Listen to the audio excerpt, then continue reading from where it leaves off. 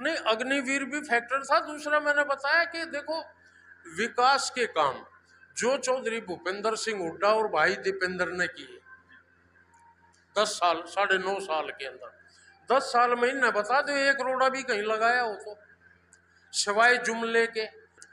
मैं मोदी जी का वैसे तो कोई भी फैसला देश हित में नहीं हुआ, एक भी। लेकिन उन, चाहे वो किसानों का हो, चाहे वो खिलाड़ियों का हो, चाहे किसी भी चीज का हो, सबसे गंदा फैसला अगर मैं मानता हूं तो मैं अग्निवीर को मानता हूं।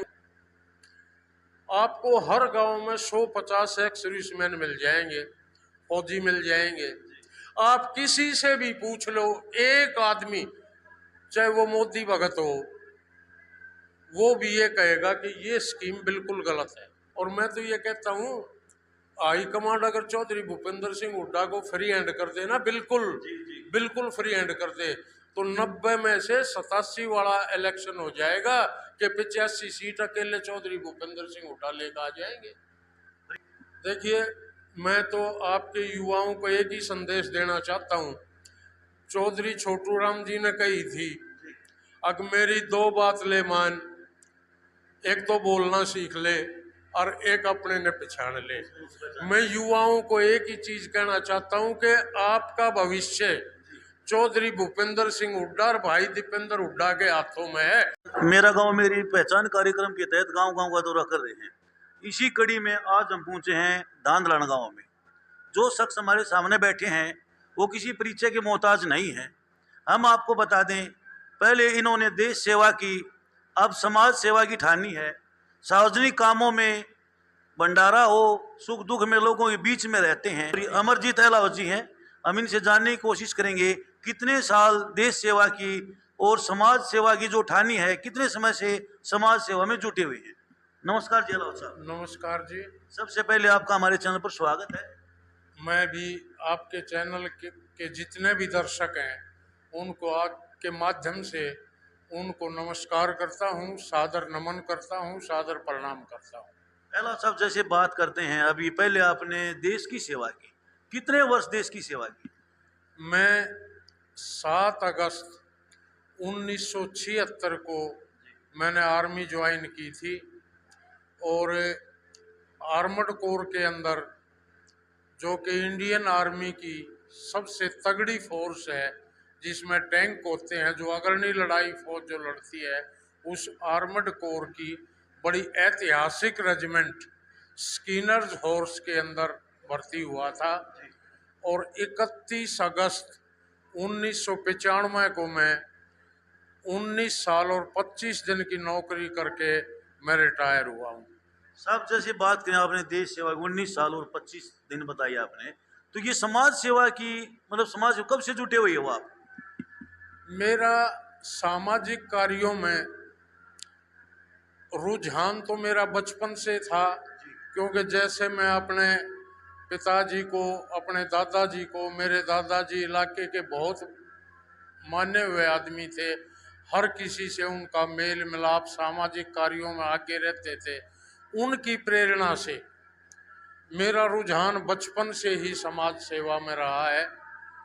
और आर्मी में रहते हुए भी 1-2 बार ऐसी घटनाएं हुई जो कि गाय के प्रति, कई बार मैं कहना नहीं चाहता कि कुछ कानूनों के खिलाफ भी, लेकिन हमने गौ सेवा और समाज सेवा की, मतलब सामाजिक कार्यों के हित में सेवा की, भले ही आपने कानून का एक उल्लंघन करना पड़ा हो, लेकिन समाज सेवा के लिए और गौ सेवा के लिए कार्य किया, और उसको मैं उल्लंघन नहीं मानता।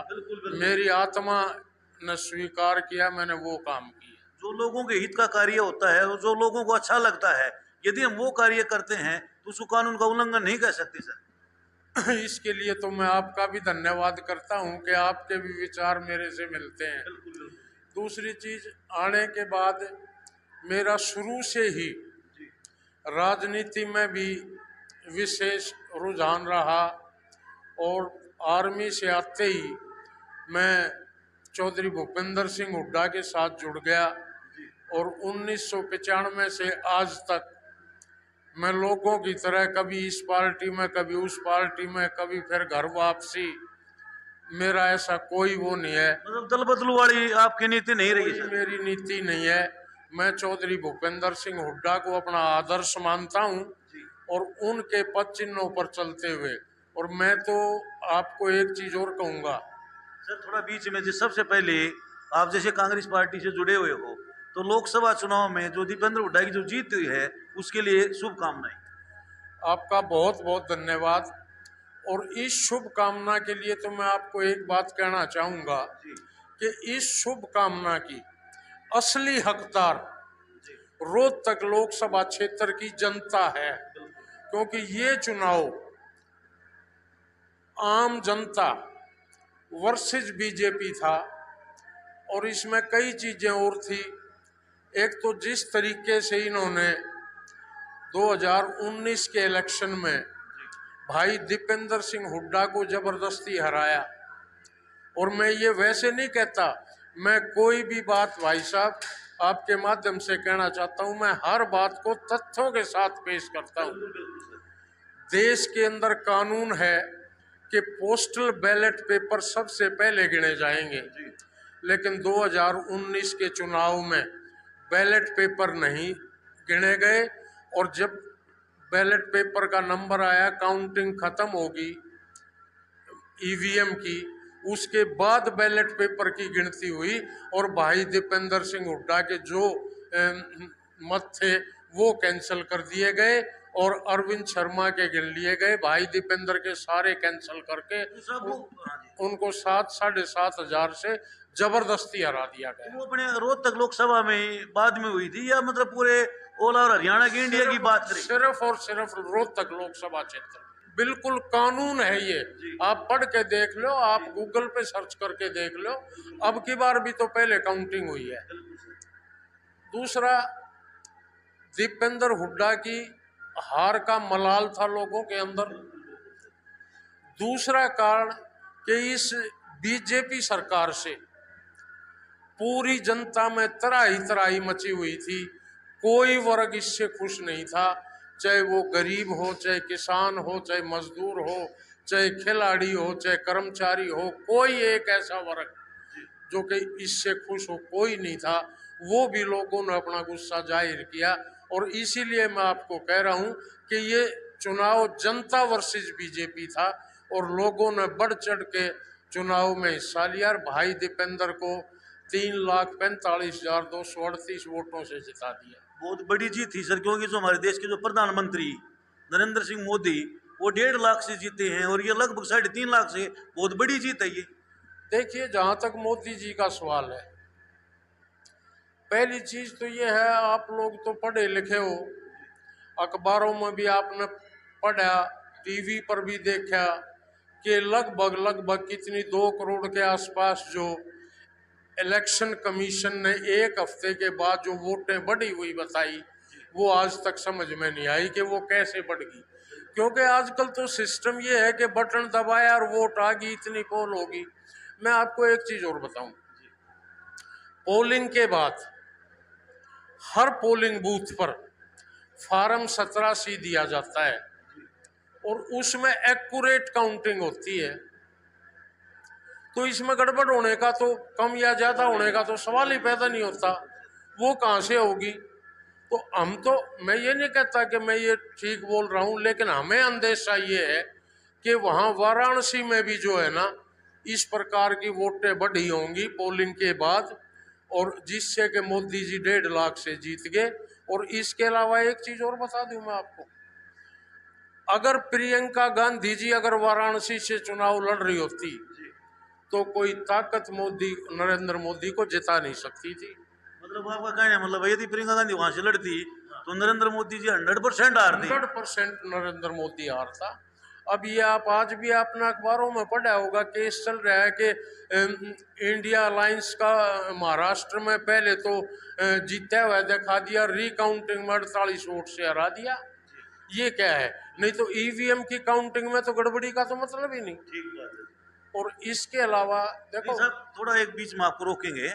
आपने जैसे बताया कि ईवीएम में कहीं पर कोई गड़बड़ नहीं हो सकती, तो जो पिछली जो 2019 की जो दीपेंद्र की हार थी, उसमें भी लोगों की एक सोच थी कि कहीं ना कहीं पर ईवीएम में गड़बड़ थी। ये एक आवाज थी, आपने भी जैसे सुना होगा। मैंने ये नहीं कहा कि ईवीएम में गड़बड़ नहीं हो सकती जी। मैंने टोटल पोल वोट की बताई है कि जब वो फार्म 17C दे दिया, जी जी फार्म 17C दे दिया तो उसके बाद ईवीएम में वोटें बढ़ कैसे गई।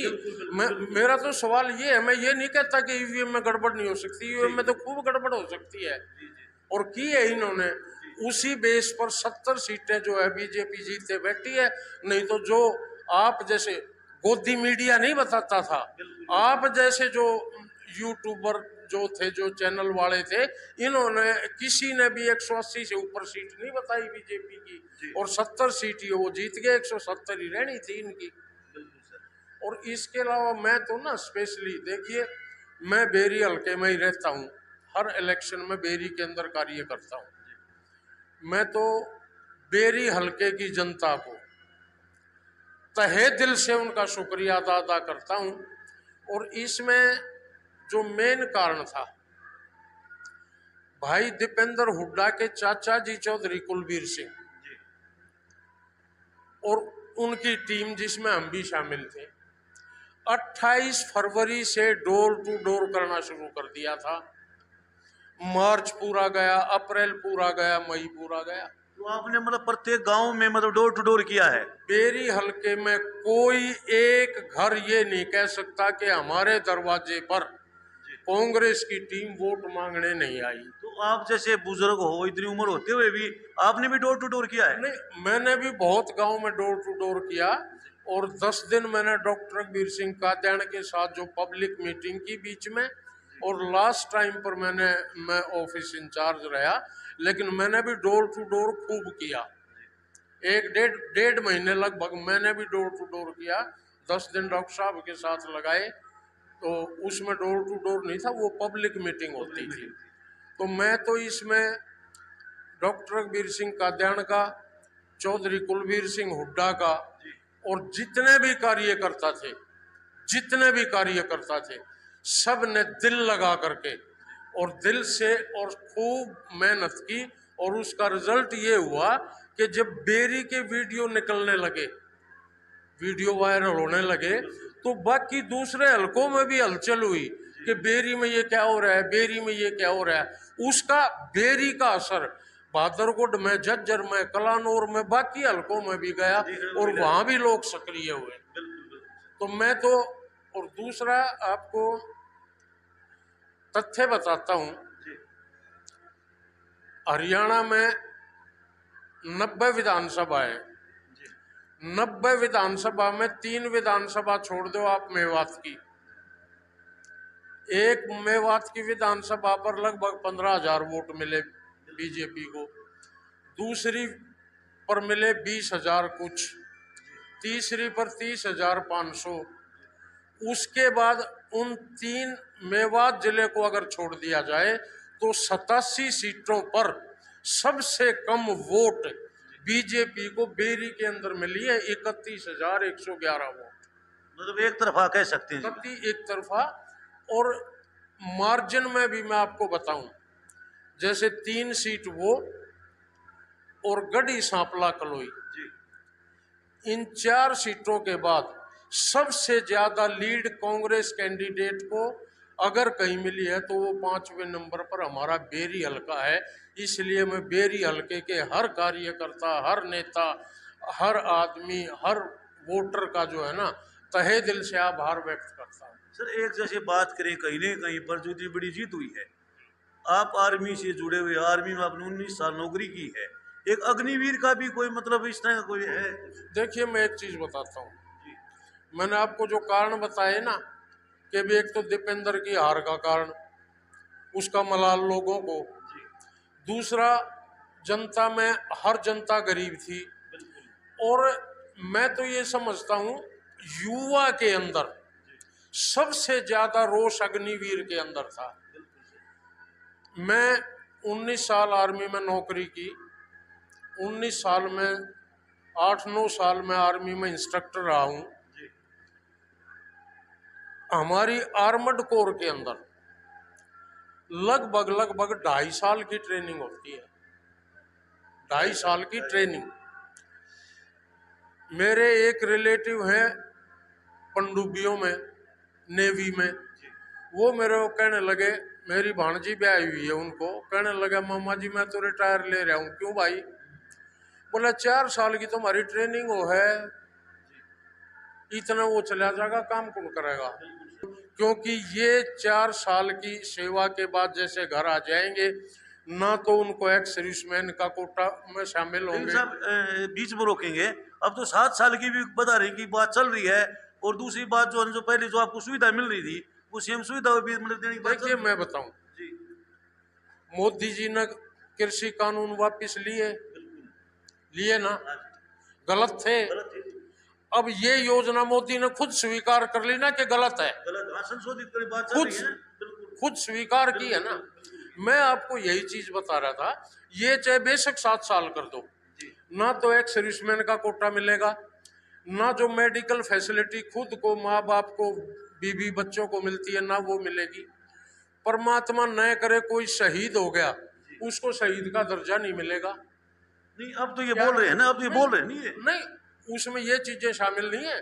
सर्विस बढ़ा रहे हैं, 7 साल कर रहे हैं, लेकिन 7 साल से क्या हो गया? मैं भाई साहब आपको ये कहना चाहता हूं कि 10 साल तक कोई भी किसी भी फौज में, चाहे वो आर्मी हो, चाहे इन्फेंट्री हो, चाहे आर्टिलरी हो, चाहे नेवी हो, चाहे एयरफोर्स हो, 10 साल तक तो अगर कोई कोई ट्रेंड सोल्जर हो ही नहीं सकता 10 साल की सर्विस के बगैर। मतलब कम से कम 10 साल लगेंगे। क्या लड़ाई लड़ेगी? 4 साल की या 7 साल का आदमी लड़ाई क्या लड़ेगा? हर साल ट्रेनिंग होती है, आर्मी की, एयरफोर्स की, नेवी की, हर एक की अपनी अपनी ट्रेनिंग होती है। आदमी वहां सीखता है लड़ाई के तौर तरीके, प्रैक्टिस वहां सीखता है 4 साल में।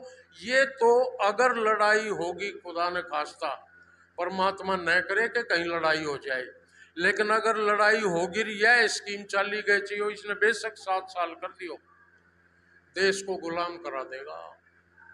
मतलब इससे नुकसान है, देश को फायदा नहीं है, कोई फायदा नहीं है। मैंने आपको बताया कि सबसे गंदी स्कीम, सबसे गंदी प्लानिंग मोदी की मैं अग्निवीर को मानता हूं, सबसे गंदी।